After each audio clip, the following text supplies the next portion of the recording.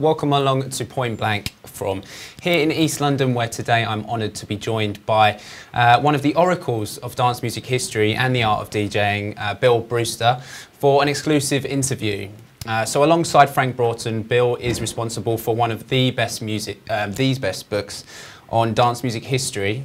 Last Night a DJ Saved My Life, as well as How to DJ Properly and a host of others as well. The pair also run DJhistory.com, an expert forum for DJs and crate diggers, which includes key contributions from the likes of Greg Wilson and Francois K. So, as well as being a dance music historian and a world-class DJ himself, Bill is also behind a new, the first in a new series of DJ-driven compilations from legendary After Hours label Late Night Tales. The series is called After Dark, and Bill is going to talk to us a little bit about that, as well as a few tracks that he's brought along to share with us today. Just before we get into the interview itself, a quick reminder for you guys watching at home to make sure you subscribe to our YouTube channel to be in with a chance of winning a pair of KRK Rocket speakers. And also make sure you do get posting any questions and comments you've got up in the YouTube forum, and we will try and get through them and put the best over to Bill. So Bill, welcome along. Many thanks for coming in. Pleasure. So first of all, the After Dark series, the compilation, can you give us a bit of an insight into the process behind that and you know, kind of how the project came about? It started out as a set that I did on Boiler Room about 4 months ago. Mm-hmm. The guys from Late Night Tales were doing a Boiler Room evening with Friendly Fires. One of the guys from Friendly Fires was taken ill, so I ended up playing for Right. about an hour and a quarter instead of half an hour as an intro. And they really liked what I played. They felt there was possibly a new compilation series in what I'd been playing, which was essentially dance music, but much slower than the regular dance music, more around 100 BPM, 102, 105 BPM. So I went home and kind of spent 2 or 3 weeks digging through all of my tracks and looking for stuff that was appropriate, making a long list of about 115 tracks, and then finally kind of whittling down to about 35, 40 tracks. And I guess, you know, it's well documented that you do have a pretty vast record collection. Apparently. And so how, you know, is there a kind of, obviously the Boiler Room set is the start of things, but is there a kind of theme running through the compilation? I mean, if it were, you know, a DJ set, is it the type of thing we'd hear at Low Life, for example? Yeah, it is. I mean, we try and play a lot of different styles of music, and especially a lot of different tempos as well. I really love slow electronic music, that kind of chuggy sound that was very popular in places like Cosmic Club in Italy, for example, in the early 80s. And until about 10 years ago, it was actually really hard to find records like that that were being currently made. And there's been an explosion over the past 10 years of that kind of style, so it's much easier to find interesting music at a slower tempo. And I do play a lot of that in my sets. But I guess Boiler Room, you know, a little bit of a first for Boiler Room. I know they're not kind of known for the slightly slower tempo stuff. I mean, how was it playing? It's got to be a different experience, right, from a club? Yeah, it is. I mean, you know, it's a slightly false environment, but you know, the thing is, when you know that it's being broadcast live, you still have to turn it on. I think, you know, even though the crowd was about 10 strong, Yeah. so it's slightly different from playing in a club. But equally, you are conscious of the fact that it's going out live, it's streaming live, and people are watching it. So, you know, you do have to kind of make an effort, as it were. You know, I find it a lot easier to do that than to kind of do something at home on my own when there's nobody there. So I find it quite hard to motivate myself. If you were recording just a studio mix, for example, you know, when you are removed from the crowd, it must be a more difficult process, I guess. It's boring, to be honest. I find it really hard to do. What I often do is go to Corsica Studios, right, and record it live in an empty room, because at least I can kind of replicate the feeling of playing for a crowd. I find it really hard to do it at home. Get a couple of mates down, I guess. Exactly. So for you guys at home, Bill's actually, well, we asked Bill to bring along 3 tracks or so that have influenced his DJ career, to talk to us a bit about them. So let's get a listen to the first one. We'll get it up for you now. And we'll have a quick listen, and then we'll chat to Bill and hear what his thoughts on it, really.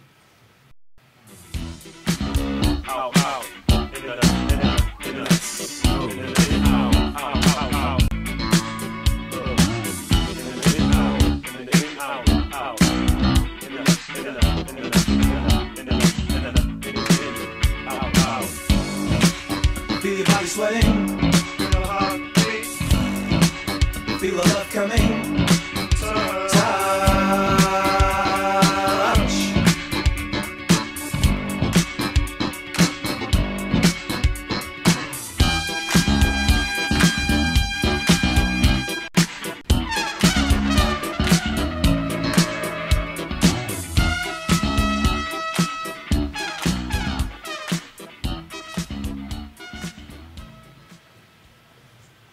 So there we heard A Certain Ratio, Saturn. Bill, what kind of made you bring that track along today, and what does it mean to you?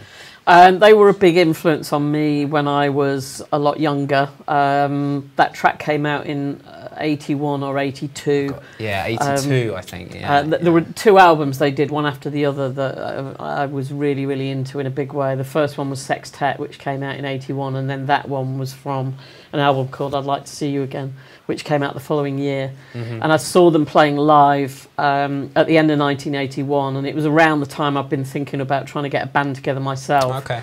And I'd been through punk, and I'd been through the mod revival and two-tone, and I was kind of looking for something new, I suppose.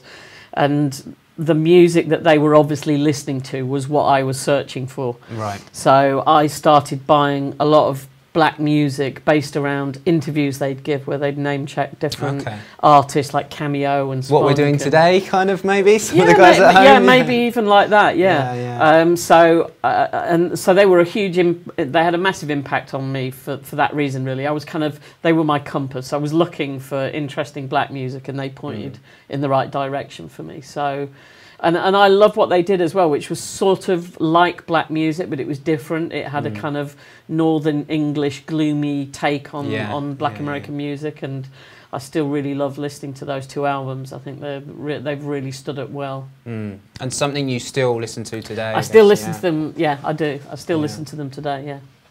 Okay, cool. Let's have a look at the second track, which is Annette and Dream 17.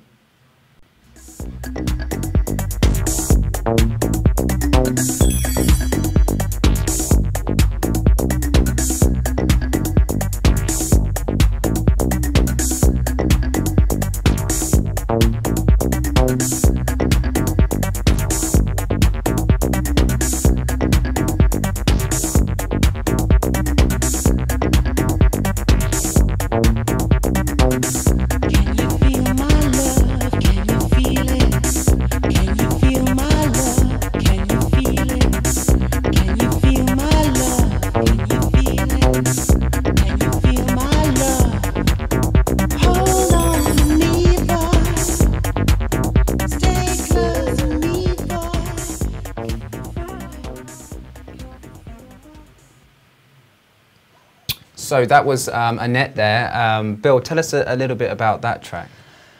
Well, it's an early British house production. And one of the reasons I like it was because I've been listening to, by this stage, I think that came out in 1988, and I've been listening to dance music for about 10 years. And British dance music has always been a bit of a kind of second-class citizen compared to American stuff. So, and a lot of the DJs in the UK actually were very snobby about British dance music and tended to prefer the original, the authentic black American dance music. And what changed with house music was suddenly we found a style of music where we could match Americans in terms of quality. With very few exceptions, the British dance music that was being produced in the 1980s wasn't that good. It always felt like a little bit of a poor facsimile of African American music. But with house music, suddenly we were their equal. And this was one of the first great, for me, one of the first great British house records, along with Get Happy by Paul Rutherford, another really great British house record. And that signalled a kind of a sea change for me in this country of us being not only big consumers of dance music, but also starting to become producers of it as well. That's really interesting. So that's one of the tracks that, for you, kind of signalled that the start of that kind of movement. Well, yeah, because it was one of those records that was good enough to have come from an American label. Yeah, basically. yeah. You know, if someone had bought that as an import, you'd have believed that it was definitely made by Americans. And there were a few people actually that were producing music around that time, like Dave Lee, who's better known as Joey Negro, who put out a record on an American label and made up this name Joey Negro, and everyone thought he was from New York. So that was the attitude in those days, with if it came out on an American label, it got more credibility in the UK. And that was quite a common trick that people did in the late 80s and early 90s, was pretend that the record was an import. And we kind of touched on it there. You know, you're kind of you know, being a part of the kind of the house music movement of disco. You know, you've lived in London and New York as well, for example. You know, and you have been and seen kind of lots of different scenes and subgenres. I mean, is there one that, you know, one kind of scene or anything that has a particular attachment for you over the years? Well, for me, I suppose the house music in New York in the 90s, really, because I was a fan of it before I moved there, and then when I moved in early '94, I was a regular at the Sound Factory. The first week I was there, I got introduced to Junior Vasquez. He was doing remixes for me, and I was running DMC's office in New York. I met Danny Tenaglia, I met Frankie Knuckles, I met everybody in the American dance music sort of community in the first week I was there. And I was a part of that. You know, people would come in and play mixes to me of something they'd done, and then that Saturday we'd go down to the Sound Factory and we'd hear those tracks being played for the first time by Junior. So you really felt you were part of a kind of a big feedback loop. And the city itself, I mean, you know, at that time must have been pretty incredible, you know, to be... It was great. I mean, there was still... It was... I think even then, in the early 90s, it was a city in decline in terms of dance music. And it has been since about 1986 that they've been gradually making it a more livable environment for middle-class people and making it less interesting for artists and outsiders. And I think that's a shame, really, because creatively it's probably at its nadir at the moment. It's, you know, the worst it's ever been. But that process has been going on for the past 25 years. I mean, there are a couple of things that spring to mind, like Mr. Saturday Night, you know, those guys? I do, yeah. I mean, Eamon Harkin and... That's right, the kind of warehouse scene. And it is, you know, amazing to see that, you know, some of that kind of attitude from those days kind of come back. And, you know, I think New York's a place that, you know, is notorious for struggling through, you know, bad times. So, yeah. No, absolutely. I mean, I don't want to say there's nothing good happening in New York. There's still plenty of things, but relative to how it was even 15 years ago, it's not as good as it was. One of my best friends is Bruce Tantum, who's the club's editor at Time Out, and I often speak to him about what's going on, and you know, it is, you can feel quite despondent when you see what it did used to be like and what it's like now. Yeah, and having lived through it and been there as well, I guess it's got extra kind of, you know, feeling for you. Yeah. Great, let's have a listen to the third one, third and final track in the list.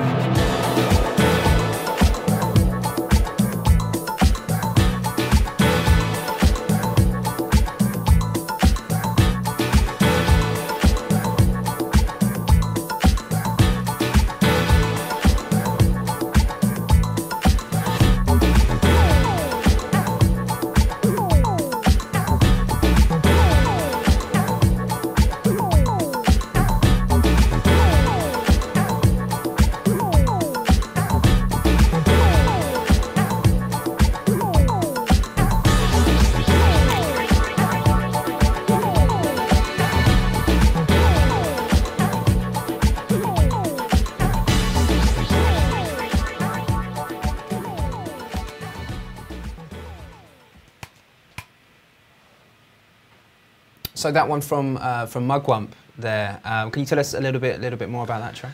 It's my favourite electronic record from the last 10 years. It's done by some guys in Belgium, remixed by Ewan Pearson, who's now based in Berlin. And it's the kind of thing that I chose to go on the After Dark compilation, which is kind of slow, very groovy electronic music. In fact, I tried to license it for the compilation, but they were in the middle of doing a license deal with another label, so they couldn't license it to me. I just really like it. It's one of those records that has never been out of my record book since it came out. I think it came out in 2004. Yeah, yeah. I mean, for me as well, I really love that record. I think it, it says something about the After Dark series. You know, that kind of the tone and the kind of time of night. You can imagine it being played. A lot of kind of feelings come up from that one. Yeah, yeah. It was a big record at Low Life when it came out. Yeah, I can imagine, definitely. One of the things I wanted to ask you about is having such an expansive career as a DJ. Is there any kind of experiences? We have a lot of guys studying DJing who are looking to break into it. Is there any kind of, over the years, an experience that has really taught you something about it, something that's been the most valuable experience for yourself? Yeah, bad gigs. Bad gigs teach you a lot more than good gigs. Every time you have a bad gig, you learn a lot more about yourself and about DJing and about what went wrong than good gigs. Good gigs don't teach you anything. They're extremely enjoyable. But a good gig is when everything goes the way you want it to. And the only way you learn is when things don't go the way you want them to. So I think bad gigs are kind of, unfortunately, an essential part of learning the trade. Most definitely, yeah. And the more bad gigs you have early on, the quicker you'll become good at it. Any particular horror stories? Yeah, I mean, there's sometimes you get these gigs where you're booked where you're just simply the wrong person, and there's literally nothing you can do. I got booked to play a fashion show in Ukraine a couple of years ago, and it was just they did, God knows why they booked me, but they didn't want the kind of music that I was playing. The guy before me was the resident, was playing kind of trancey, sort of really fast up-tempo stuff, and I don't even own any of that kind of music, so it was a big flop. But I mean, sometimes you can't do anything about it. Other times you learn to dig yourself out of unpromising situations, and the more gigs you do, the more experience you get, the more you're confident that however bad it looks, you can always get yourself out of that situation. Give us 1 sec. I think, I think the battery's come out. Just in the meantime as well, it's the button on the front. All good. Yeah, so following on a similar tip, basically, obviously things are quite different now from when you probably started DJing. Everything's more accessible in terms of getting the music, equipment, actually getting yourself out there. Do you have any advice for someone, starting out DJing, how you can stand out from the crowd and kind of, I think being original is how you stand out from the crowd. It's all very well following your idols, but buying what they play is not going to teach you about having your own identity. And I think it's fine to look at, this DJ or that DJ, but essentially I think you've got to find the bits of each DJ that you like. And if you pick 10 DJs that you follow and you nick one of each of their records, then maybe you'll find something unique out of that. But it's the way you put them together, and really what I think makes you stand out from the crowd is finding music that nobody else is championing, so that you can claim those tunes for yourself. And that's what I've always tried to do, is kind of look for records that no one else is playing particularly, and just try and really focus on them and play them a lot, and just kind of claim them as my own. And that's actually very, very easy to do now, because there's so much music coming out now. It's very easy to kind of dig out interesting things that no one else has heard about. Yeah, and, it actually was pretty difficult 20 years ago, because there were only 30, 40 records coming out every week, so it was harder to kind of create your own individual stamp on the music that was coming out. I think now it's very easy, but it does mean churning through hundreds and hundreds of really crap records to get to the really good ones. I think for me that's always been the case. I'm still very much an advocate of vinyl, and I go crate digging. I go shopping every weekend. Do you still get the time to do that? And is that do you feel that the internet has taken anything away from that? Well, it's definitely taken away the kind of shopping experience that you had in a record store, because, you know, even 10 years ago, the only way that you really bought records, apart from Juno, was to go and stand in a record store and listen to them playing music, and then sticking your hand up when they were playing a tune that you wanted. Yeah. And that was a ritual for me for, like, you know, 20 odd years before downloads became big, and nowadays I don't really do that anymore, because I don't play vinyl. I collect vinyl, but I don't actually play it anymore. So, you know, if I buy a piece of vinyl, the first thing I do is dub it onto my laptop and burn it onto a CD. Yeah, and I guess that's kind of you know, great on the one hand, but on the other hand, do you miss it? You know, the tactile feel of going through your records in a set, you know, rather than scrolling through. Yeah, I do. Yeah, I mean, you do miss something, but equally, you know, I remember doing a gig in Italy where I brought a box of 70 records, and as soon as I got there and heard what they were playing, I thought, I've got 2 records in my box that are going to work for the next 2 hours. You know, that's it, basically. Yeah. It's going to be a disaster, and there was nothing I could do about it. Whereas now I'm confident that I can go anywhere, and I've got like 1,500 tunes in my CD wallet. I know that I've got something that will get me out of jail if things go wrong. Yeah. So there's a big difference, I think. You do, with vinyl, you have to plan more before you go out to a gig. You have to kind of really concentrate and work out what you're going to need and make every single piece of vinyl count. If you've got you know, if you're using a hard drive or you're using CDs, then you don't have to think so much about that before you go to a gig. And I guess, you know, it just removes some of that fear. If you do get stuck, like you say, you know, you can find a way out. And the last thing you want to do is be stuck in that situation you mentioned, you know, in Italy. Yeah, exactly.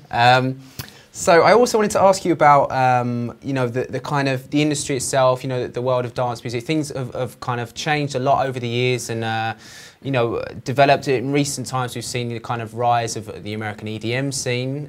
You know, I was wanting to ask for you, you know, how do you see the state of things at the moment? You know, are we in a kind of a good place for you, and how is it? Well, I don't particularly care for the music that is being championed as EDM in the States, but I think it's a really positive thing, because you know, loads of kids I know now who are making really good music started out listening to things like hardcore in the early 90s, which everyone derided then. And I think you've probably got a whole generation of kids now who are 13, 12, 14, who in 5, 6, 7, 8 years' time are going to be making amazing and interesting music that's far removed from the music that gave them their entree into electronic music. So even though I don't particularly care for the music, as a stepping stone into electronic music, I think it's really hugely valuable, and I think it will bring a whole generation of American producers into electronic music. And I think I can see a real big explosion of sort of interesting music coming out of the States. In a few years' time, I guess. In a few years' time, yeah. I mean, personally, I'm not really... I don't listen for American producers as much as I used to, because I think it got very stale. And I think this is an opportunity for it to kind of, you know, refresh the gene pool effectively. Yeah, I think that's a really, really interesting point. I don't think I kind of, myself, I haven't really thought about the fact that, you know, one day those guys will probably, you know, find really, really great music, you know, and then kind of get into producing that way. Yeah. So I think we're just kind of approaching time, Bill. Just before we round up, where can we see you in action this year, and what you kind of got coming up? Okay, I'm doing a lot of festivals over the summer, Glastonbury, Festival Number 6, Festival Unknown in Croatia, Electric Elephant in Croatia, and I'm doing my own festival this year called Country Life in Dorset in the middle of June, which is very, very small. It's 400 people, but it sold out on the first day that we put tickets on sale, so we're really happy with it. And hopefully next year we can make it a bit bigger so that more people can come. But yeah, so I'm doing a lot of festivals, and then in between that, travelling quite a lot. This weekend I'm in Warsaw and Luxembourg. Okay, cool. And of course, you know, people can check out djhistory.com. They can, yeah. And read the book. Last Night a DJ Saved My Life. So yeah, that's about it from us. Many thanks to Bill for coming in. Quick round of applause from the studio. And yeah, for you guys watching home again, make sure you subscribe to the YouTube channel where you can be in with a chance of winning a pair of KRK Rocket speakers. And also do keep locked to Point Blank Plus and the Facebook for all the details of forthcoming interviews and masterclasses and of course Friday Forum. So yeah, that's it from us. We'll be back on Friday of course, and we'll see you then. So thanks for watching and thanks again to Bill. Pleasure. Cheers. Thank you.